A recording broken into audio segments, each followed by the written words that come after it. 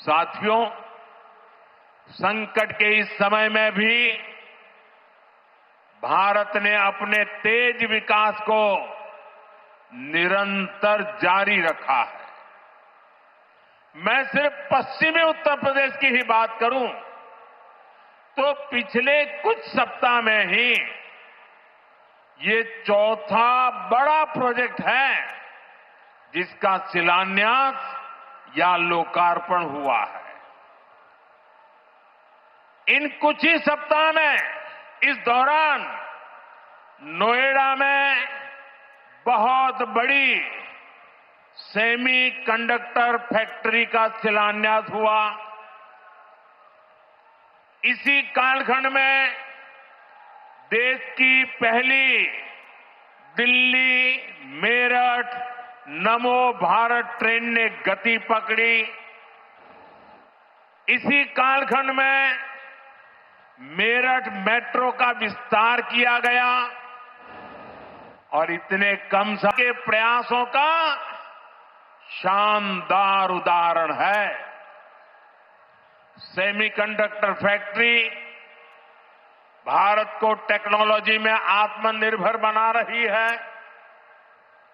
Meerut metro और नमो Bharat rail तेज और smart connectivity दे रही है और ये हमारा जेवर एयरपोर्ट पूरे उत्तर भारत को दुनिया से जोड़ रहा है।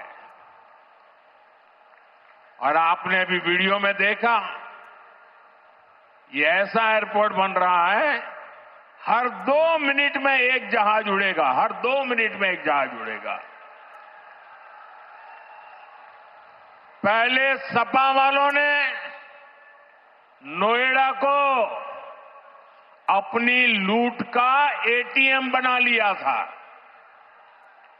लेकिन आज भाजपा सरकार में वही नोएडा यूपी के विकास का सशक्त इंजन बन रहा है।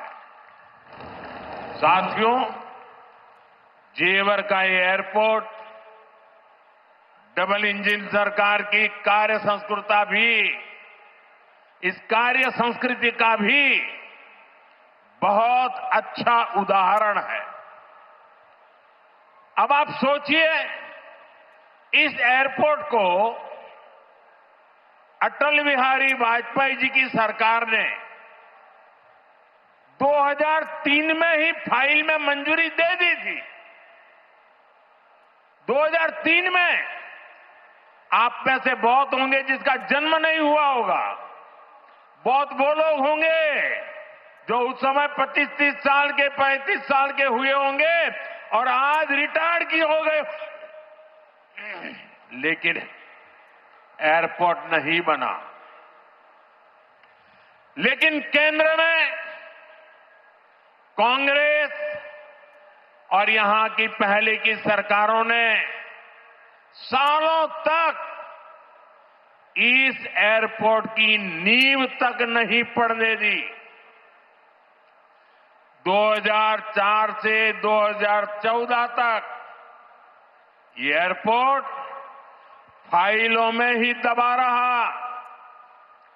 जब हमारी सरकार बनी तो यूपी में सपा की सरकार थी। शुरू के 2-3 सालों में सपा वालों ने इस पर काम नहीं होने दिया, लेकिन जैसे ही यहां भाजपा एनडीए की सरकार बनी, दिल्ली में भाजपा एनडीए की सरकार बनी, तो जेवर एयरपोर्ट की नींव भी पड़ी, निर्माण भी हुआ और अब ये शुरू भी हो गया है। साथियों, एयरपोर्ट के अलावा ये क्षेत्र देश के 2 बड़े फ्रेट कॉरिडोर का भी हब बन रहा है। ये फ्रेट कॉरिडोर मालगाड़ियों के लिए बिछाई गई स्पेशल पटरियां हैं। इससे उत्तर भारत की बंगाल और गुजरात के समंदर से कनेक्टिविटी बेहतर हो गई है और दादरी वो स्थान है जहां ये दोनों कॉरिडोर्स आपस में मिलते हैं। यानी यहां किसान जो उगाते हैं, यहां उद्योग जो कुछ बनाते हैं, वो जमीन से, हवाई मार्ग से दुनिया के कोने कोने तक तेजी से जा पाएगा। ऐसी मल्टी मॉडल कनेक्टिविटी के कारण यूपी दुनिया भर के निवेशकों के लिए बहुत बड़ा आकर्षण बन रहा है। साथियों, जिस नोएडा को पहले अंधविश्वास के कारण अपने हाल पर छोड़ दिया गया था, कुर्सी जाने के डर से पहले के सत्ताधारी यहां आने से डरते थे। मुझे याद है यहां की सपा सरकार थी और मैंने नोएडा आने का कार्यक्रम बनाया तो मुख्यमंत्री इतने डरे हुए थे कि वो उस कार्यक्रम में नहीं आए और मुझे भी डराने की लोगों ने कोशिश की कि नोएडा मत जाओ मोदी जी, अभी अभी प्रधानमंत्री बने हो। मैंने कहा इस धरती का आशीर्वाद लेने जा रहा हूं जो मुझे लंबे अरसे तक सेवा करने का मौका देगा।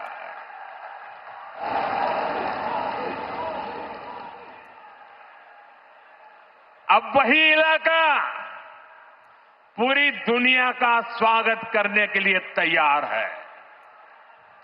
ये पूरा क्षेत्र आत्मनिर्भर भारत के संकल्प को सशक्त कर रहा है।